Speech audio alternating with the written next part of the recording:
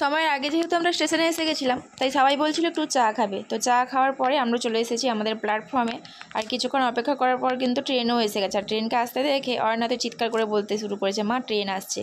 আর তারপরেই দেখো আমরা ট্রেনে উঠে গেছে। ট্রেনে ওঠার পরে কিন্তু আমার শাশুড়ি মায়ের মন খারাপ হয়ে গেছে, তাই ব্যাগপত্র তুলে রেখে অয়নার পাপা এখন একটু গেছে বোঝাতে।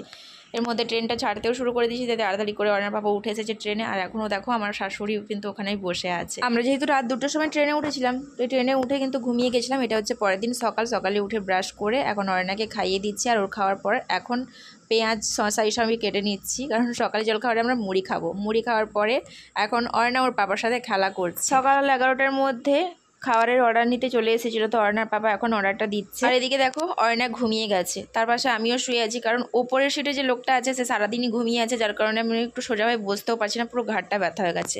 তো ঘুম থেকে ওঠার পর খাওয়া দাওয়া করে আবারও শুয়ে পড়েছি। এই সময় এসিটাও চলে গেছে, তাই ব্যাগের থেকে হাত পাকাটা বের করে হাওয়া করছি।